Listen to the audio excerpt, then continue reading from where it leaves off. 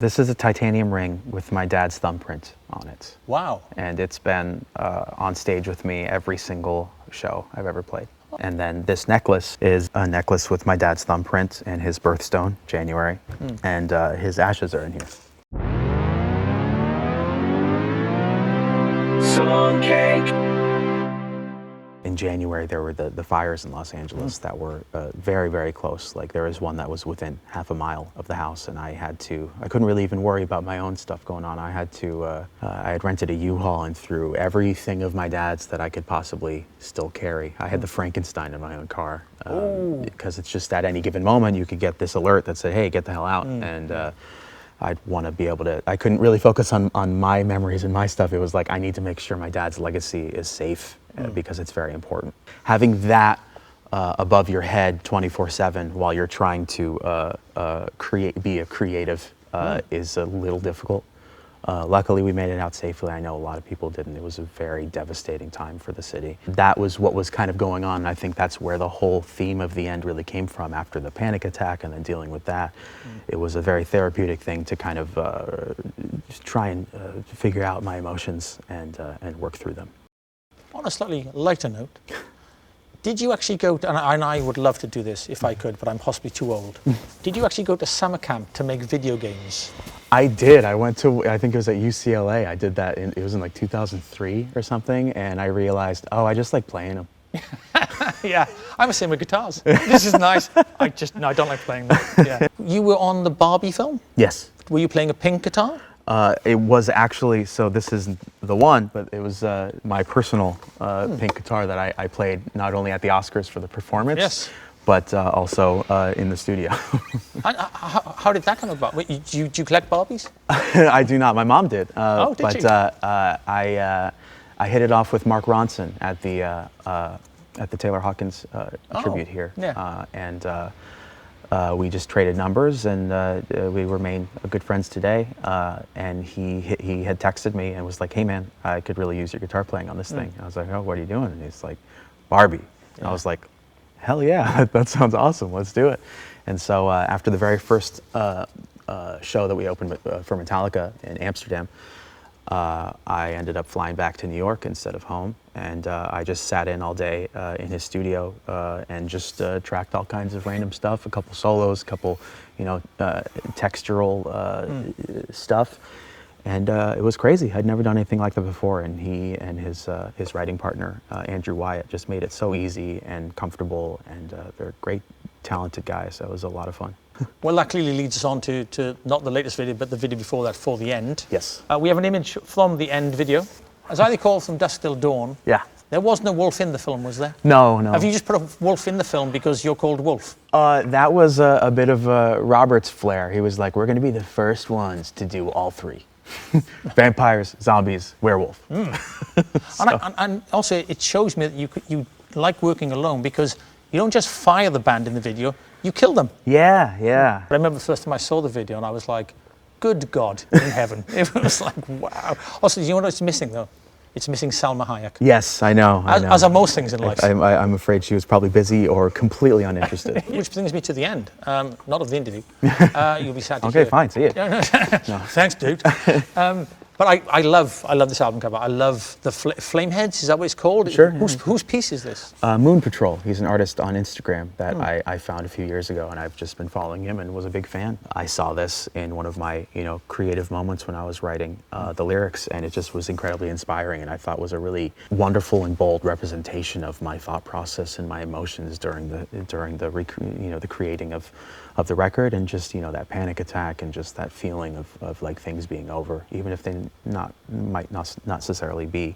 I just thought it was a really beautiful, bold, different direction, and I think that was important because this record as a whole feels like a different direction from the first two. Dropping the WVH, on the first one, new art, and then it just felt like the right move. Sorry for the interruption, but I just want to ask you to press subscribe if you like the show, and we can make more. Simple. Right, back to the show. Could we get up the third photo, please, from the family album? Now this, you look like you're about to start a fight. Yeah. Just back from Amsterdam. Who wants some? I've got to be what, 13, 14. That is upstairs at my mom's house, and that's actually my first drum kit I ever had. That's an Everplay kit that my dad bought for me on my 9th birthday, and Wow. I still playing it. And it, you know, it's fun. You can't really read it at all, but that note that's taped behind me on the wall is something my dad wrote, just because he was a very loving father, and it was just this kind of thing where he was just kind of, apologies if I'm not allowed to say this, but it was just talking about how I was the shit and how proud he was of me. So it was just a nice little mantra. Do you have any idea what you would have been playing at that point? What would have been your song of choice? You know, at that time I was 7th grade, 8th grade. I was jamming with my friends. We were playing a lot of The Hives, System of a Down, The Strokes. Was this when you were in the Vents? Was that the Oh, band Jesus, yeah, you know that? I know it also. Oh, gosh. Yeah, so because I know that because I know that the Vents. Wow, where did I- you dig that up from? Holy crap. I am the devil. Let's move on to another picture then. This is obviously you with Van Halen. At this point, no offense, you look like you've never shaved in your life. or indeed, really. ever will. I hadn't really, man. Barely 16 there, barely. What's it like being 16 on tour with Van Halen? I know it's a stupid question. Yeah, I You've don't been have asked it a anything to million compare times. it to. No, I suppose, yes. You know, yes. it felt normal at the time, I guess. I mean, I was aware of how abnormal it was, but really, I was just there for my dad. My dad was newly sober, had a noted, problem with addiction, and he needed me there. There was an interview on CNN back in the States or something, but I remember he in his own words, he was like, if I could turn and see my 16-year-old son, killing it, then why can't I get my shit together? So I think it did help him, and I was very much there to keep him well.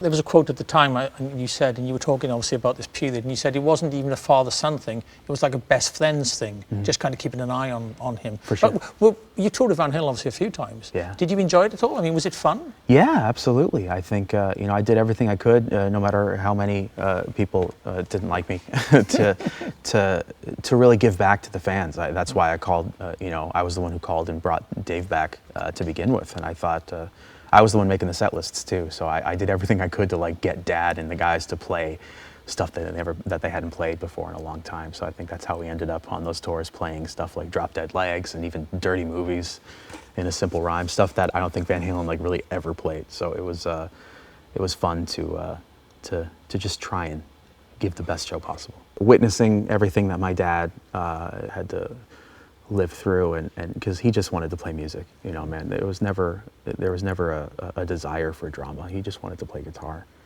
And at the end of the day, I just want to make music. Why can't you just make music and have a good time with people you love? And we have one more photo. Can we put up the last photo? This is just very pleasing. Now I call this blue steel. Blue steel in the desert, ladies. I mean, you look gorgeous. Thank you. You're welcome. It's your photo. Do you like this part of the job, as it were? Nah. In a nice way. You know what I mean? The most comfortable photo shoot I'd ever done. I've recently lost 60 pounds. Wow. Weight has always been a tough thing for me, being the emotional nutcase, basket case I am. But so yeah, this was certainly a liberating moment in my career to be like, hey, you know what? This is me, and I'm a bit more confident and comfortable than I was maybe 2 years ago.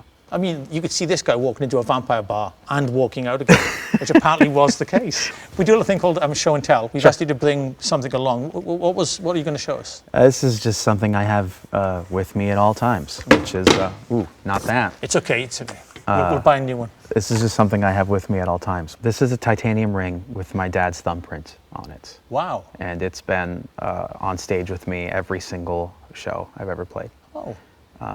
And then this necklace is a necklace with my dad's thumbprint and his birthstone, January, and his ashes are in here.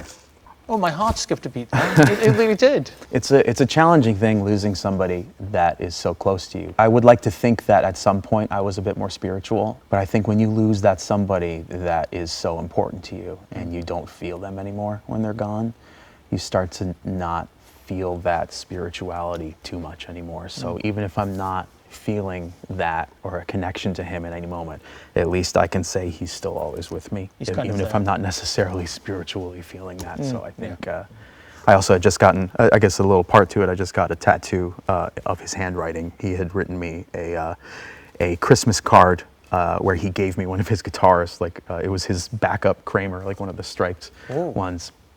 and he wrote "Play the Hell Out of It" in it. And so I lifted the word "play," and it's right there. Oh, that's beautiful. And it's funny, it's really cute because he used a red and blue marker to like almost create like this 3D effect. So my tattoo artist did a wonderful job doing that. So yeah. That's beautiful. And I know you're saying you're not spiritual in any way, but this album feels kind of he's fired.